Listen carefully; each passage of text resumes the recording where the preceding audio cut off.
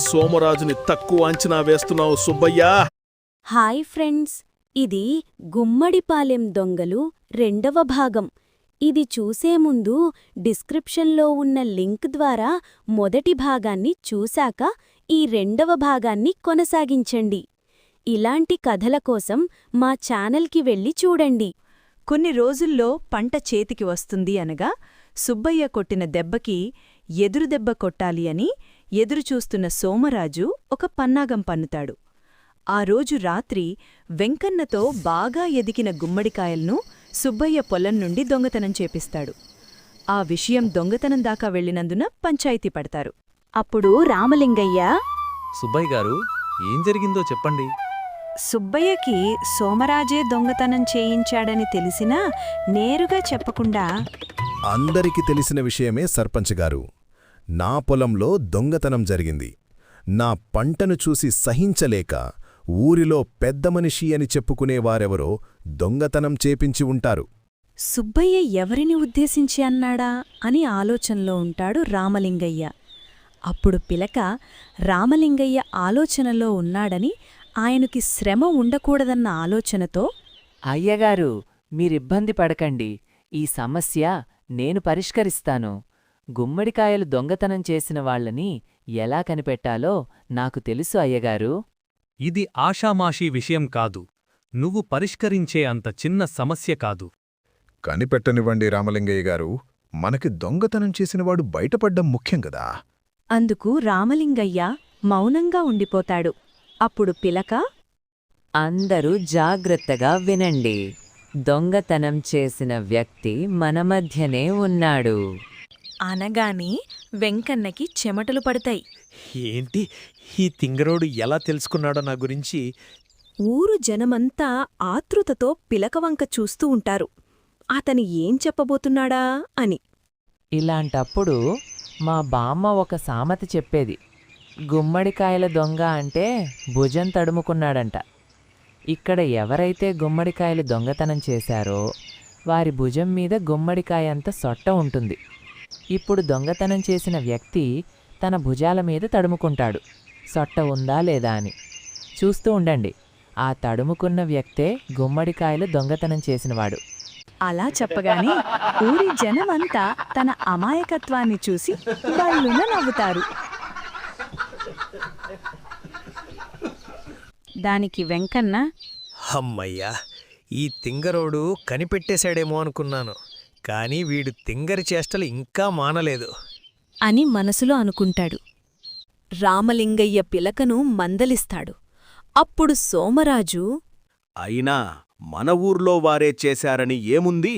బయటనుంచి దొంగలు వచ్చి మన సుబ్బయ్యగారి పంటను దోచుకెళ్ళి ఉండొచ్చుగదా. అలా అయితే ఇంకా దొంగతనాలు జరిగే అవకాశం ఉంది రామలింగయ్య గారు. అలా అయితే ఊరి చివర నాలువైపులా 4 మనుషుల్ని కాపలాగా పెడదాం. ఆ మనుషుల్లో నా తరపు నుండి రంగన్న ఒక దిక్కున కాపలా కాస్తాడు. అలా అయితే నా తరపు నుండి వెంకన్న మరొక దిక్కున కాపలా కాస్తాడు.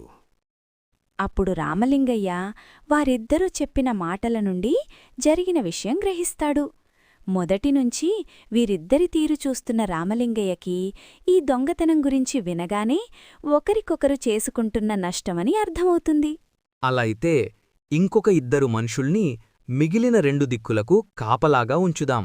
అయితే నలుగురు 4 దిక్కులా ఒకచోటనే ఉంటే మిగిలిన ప్రదేశాల నుండి దొంగలు జొరబడే అవకాశముంది. అందుకుగాను అందరూ ఒకచోట ఉండకుండా మెల్లగా ఒకరి స్థానాన్ని ఒకరు మార్చుకుంటూ ఊరి చుట్టూ పొలిమేరలో తిరుగుతూ ఉండాలి. అప్పుడు దొంగలు పడే అవకాశం తక్కువగా ఉంటుంది. అప్పటికీ మన ఊర్లో దొంగతనం జరిగితే దొంగలు మన ఊరువారే అని స్పష్టమవుతుంది. దానికి ఊరు ప్రజలందరూ అంగీకరిస్తారు. ఆ తర్వాత ఎవరిళ్లకు వాళ్లు బయల్దేరతారు. దారిలో రంగన్న సుబ్బయ్యతో ఇలా అంటాడు, ఎందుకయ్యగారు, వాళ్లే దొంగతనం చేశారని తెలిసి కూడా మౌనంగా ఉన్నారు? పైగా ఈ ఊరి చివరకు కాపలా కాయడం దేనికి?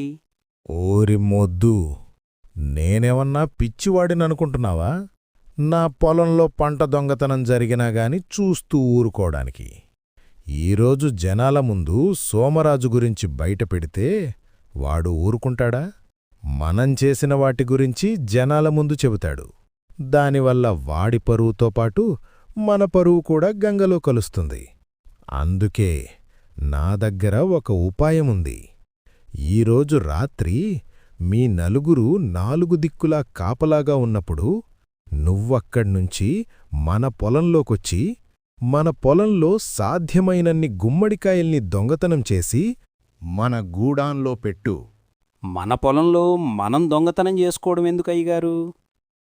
అరే మొద్దు, అందుకే నిన్ను మొద్దు అనేది. నేనక్కడ వాడి పేరెందుకు బయట పెట్టలేదనుకుంటున్నావు?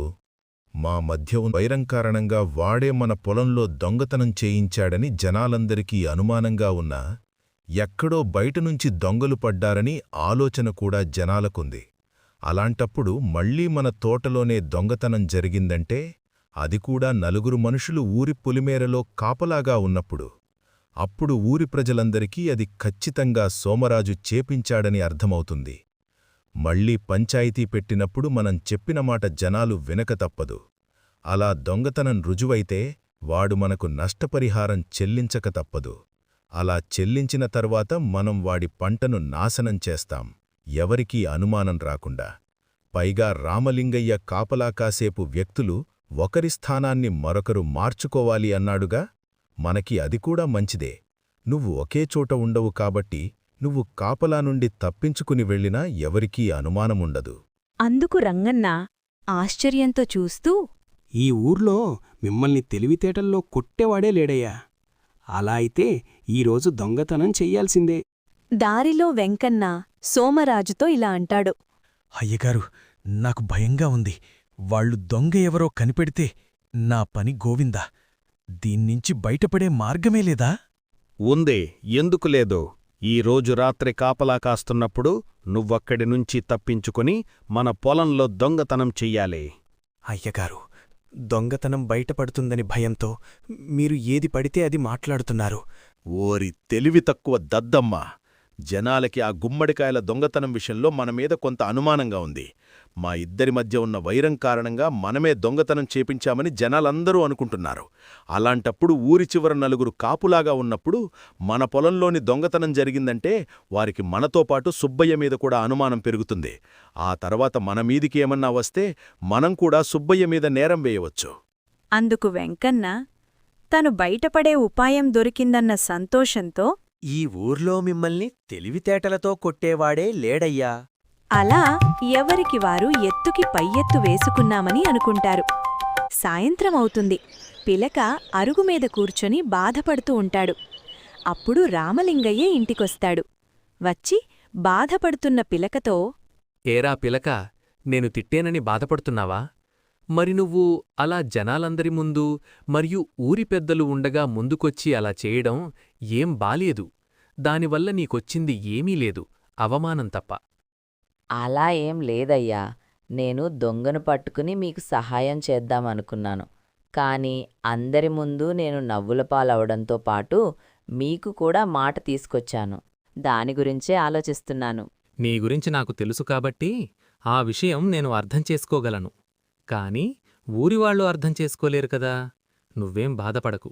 ఆ గుమ్మడికాయల దొంగతనం సమస్య విషయంలో నువ్వు నాకు సహాయం చెయ్యాలి అని అనుకుంటే నేను చెప్పబోయే పని చెయ్యి అని మాట్లాడుకుంటూ ఉంటారు. ఈలోపు వీరయ్య అక్కడికి వస్తాడు. ఏంటి రామలింగయ్య గారు, రమ్మన్నారు? హా వీరయ్య, నీకోసమే ఎదురుచూస్తున్నా.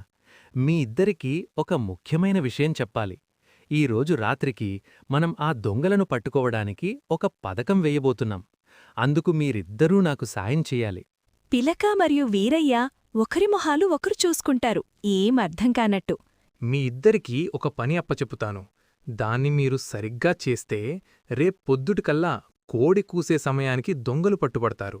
ఏం చేయాలో చెప్పండయ్యా. మేం సిద్ధంగా ఉన్నాం అంటారు కలిసి. ఈరోజు రాత్రికి ఆ 4 మనుషులు పొలిమేరలో ఒకరి స్థానాన్ని ఒకరు మార్చుకుంటూ ఊరి చుట్టూ తిరుగుతూ ఉంటారు. ఆ సమయంలో పిలక, నువ్వు చెయ్యాల్సిన పనేంటంటే ఊరి పొలిమేరలో ఉన్న రావి చెట్టు దగ్గర దాక్కుని ఎవ్వరికీ కనపడకుండా ఉండు. ఊరు చుట్టూ తిరిగేటప్పుడు ఆ 4 ఆ చెట్టు దగ్గర్నుంచి వెళ్లాల్సిందే. అలా ఆ 4లో ఏ ఒక్కరూ రాకపోయినా నాకు వచ్చి చెప్పు అంటాడు. ఆ తర్వాత వీరయ్యకి ఏదో చెప్పి పంపించేస్తాడు. ఆ రోజు రాత్రి అవుతుంది. మెల్లగా నలుగురు పొలిమేరకి చేరుకుంటారు. మెల్లగా ఒకరి స్థానం ఒకరు మార్చుకుంటూ ఊరి చుట్టూ తిరగడం మొదలుపెడతారు. వారికంటే ముందే పొలిమేరలో ఉన్న రావిచెట్టు దగ్గరికి చేరుకున్న పిలక ఎవరికీ కనపడకుండా రావిచెట్టు వెనకాల దాక్కుని ఉంటాడు. అర్ధరాత్రి సమయం. కాపలా కాసే నలుగురిలో మొదటి వ్యక్తి రావిచెట్టు దగ్గర్నుండి వెళ్తాడు. ఆ తర్వాత కొద్దిసేపటికి రెండవ వ్యక్తి కూడా పిలక చూస్తుండగా రావిచెట్టు దగ్గర నుండి వెళ్తాడు. కాని ఎంతసేపటికి రంగన్న మరియు వెంకన్న మాత్రం రావిచెట్టు దారిగుండా రారు. మెల్లగా వెంకన్న మరియు రంగన్న అక్కడినుంచి అప్పటికే జారుకొని సుబ్బయ్య పొలంలో రంగన్న, సోమరాజు పొలంలో వెంకన్న గుమ్మడికాయల దొంగతనం చేయడానికి వెళ్తారు. అలా దొంగతనం చేసిన గుమ్మడికాయలను వారి యజమానుల గూడాంలో పెడతారు. తెల్లవారకముందే సాధ్యమైనన్ని గుమ్మడికాయల్ని దొంగతనం చేసి వెంటనే వెంకన్న మరియు రంగన్న పొలిమేరలో వారి వారి స్థానాలకు చేరుకుంటారు. కోడి కూసే సమయానికే సుబ్బయ్య మరియు సోమరాజు పొలంలో దొంగతనం జరిగిందన్న విషయం తెలిసి ఊరి జనమంతా పంచాయతీకి పరుగులు తీస్తారు. ఇళ్ల దగ్గర ఉన్న సుబ్బయ్య మరియు సోమరాజుకి కూడా విషయం తెలిసి పంచాయతీకి చేరుకుంటారు. అక్కడ ఒకరినొకరు కోపంగా చూసుకుంటూ ఉంటారు. జనమంతా రామలింగయ్య కోసం ఎదురుచూస్తూ ఉంటారు. అప్పుడు అక్కడికి రామలింగయ్య, పిలక మరియు వీరయ్య ముగ్గురు వస్తారు. సుబ్బయ్య మరియు సోమరాజు ఈ సమస్యకి ఎట్టి పరిస్థితుల్లో ఈరోజు పరిష్కారం చెప్పాల్సిందే అని రామలింగయ్యను నిలదీస్తారు. అప్పుడు రామలింగయ్య, కంగారు పడకండి పెద్ద మనుషులు, ఈరోజు ఎట్టి పరిస్థితుల్లో దొంగని పట్టుకుని తీరుదాం. అంతకంటే ముందు మా పిలకకి నలుగురు మీద అనుమానం ఉంది. ఆ నలుగురిని మా పిలక మనందరి ముందుకు తీసుకొచ్చి పడతాడు. వారే చెప్తారు ఏం జరిగిందా అని. ఆ తర్వాత పిలక ఆ మరుసటి రోజు రాత్రి ఊరి చివర కాపలా కాసిన నలుగురిని ఒకవైపుకు వచ్చి నిలుచోమంటాడు. వెంకన్న, రంగన్న మరియు మిగిలిన ఇద్దరు వ్యక్తులు కూడా వరుసగా నిలుచుని ఉంటారు. అప్పుడు పిలక వారిని బాగా పరీక్షించి ఒక్కసారిగా దొంగతనం చేసింది రంగన్న మరియు వెంకన్న అంటాడు. అందరూ ఆశ్చర్యపోతారు. వెంకన్న కోపంతో, ఈ తింగరోడు చెప్పిన మాటలు ఎలా నమ్ముతారో? మేమే దొంగతనం చేశామని రుజువేముంది? అయినా మేం రాత్రంతా కష్టపడి ఊరు పొలిమేర చుట్టూ తిరుగుతూ ఊరికి దొంగతనం జరగకుండా కాపలా కాశాం అంటారు. అప్పుడు రామలింగయ్య, మా దగ్గర రుజువు ఉంది వెంకన్న, ఒక్కసారి మీ చేతులు ఇంకా మీ భుజాలు చూసుకోండి అంటూ వారి చేతులకి భుజాలకు అంటిన బోడిలని చూపిస్తాడు. అదేంటో నేను చెప్తాను. మొదటినుంచి సుబ్బయ్య గారికి మరియు సోమరాజుకి ఉన్న వైరం గురించి మనందరికీ తెలిసిందే. అయితే మీరు ఒకరిమీద మరొకరికి ఉన్న ద్వేషాలతో వారితో పాటు ఊరి జనాలందరికీ కూడా నష్టం తీసుకొచ్చారు. ఊరంతా గుమ్మడి పంట వేస్తే అన్ని ఎకరాల్లో దానికి గిరాకీ తగ్గి ఎవ్వరికీ బేరం సరిగ్గా జరగదు. ఆ సంగతి అలా ఉంచితే ఒకరి పొలంలో ఒకరు దొంగతనం చేసుకోవటం, ఒకరి పంటను మరొకరు నాశనం చేద్దామనుకోవటం దగ్గర్నుండి చివరికి ఎవరి పొలంలో వాళ్లే దొంగతనం చేసే వరకు దిగజారిపోయారు. అది వినగానే సుబ్బయ్య మరియు సోమరాజుకి గుండెలు జారిపోతాయి. మీరు ఒకరిమీద కోపంతో మరొకరు చేస్తున్న నష్టాలు నాకు తెలుసు. అందుకే మీ ద్వారానే విషయం బయటపెడదామనుకున్నాను. ఆ నలుగురిని ఊరి చివర కాపుల ఉంచి ఒకరి స్థానాలు ఒకరు మార్చుకోమని చెపితే మీరు తప్పకుండా మీ మనుషులతో ఏదో ఒకటి చేపిస్తారనుకున్నాం కాని మీ తోటలో మీరే దొంగతనం చేపిస్తారని నేను ఊహించలేదు. అందుకే ఊరి చివర ఉన్న రావిచెట్టు దగ్గర మా పిలకని దాక్కుని ఉండమని చెప్పాను. నలుగురు ఊరి చుట్టూ తిరుగుతూ ఒక స్థానాన్ని ఒకరు మార్చుకుంటూ ఆ రావిచెట్టు నుంచి వెళ్లాల్సిందే. ఎవరైనా రాకపోతే మా పిలకకి తెలిసిపోతుంది. అలా నిన్న రాత్రి వెంకన్న మరియు రంగన్న వారి స్థానాల్లో ఉండకుండా మీ తోటల్లోకి వెళ్లారు. అయితే అప్పటికే మీ తోటలో ఉన్న గుమ్మడికాయలకు బూడిద పూసి అక్కడే దూరంగా ఉండి గమనిస్తున్నాడు వీరయ్య. అది తెలియక వెంకన్న మరియు రంగన్న గుమ్మడికాయలు కోసి వాటిని మోసుకుంటూ మీ గోదాంకి తీసుకుపోయారు. ఇదిగో వాటి ఆనవాళ్లు అంటూ వారి చేతులకి భుజాలకు అంటిన బోడిలని చూపిస్తాడు. అయితే మీకు తెలియని విషయమేంటంటే రంగన్న మరియు వెంకన్న మీ పొలాల్లో కొన్ని గుమ్మడికాయల దొంగతనం చేయడంతో పాటు మిగిలిన గుమ్మడికాయల్ని పగలగొట్టి నాశనం చేశారు. ఎందుకో మీకు తెలుసా? అని అడుగుతాడు. అది విని సుబ్బయ్య మరియు సోమరాజు ఆశ్చర్యపోతారు. రంగన్న మరియు వెంకన్నని కోపంగా చూస్తారు. ఎందుకో వాళ్లనే అడుగుతాం. అప్పుడు రంగన్న మరియు వెంకన్న బాధపడుతూ ఇలా చెప్తారు.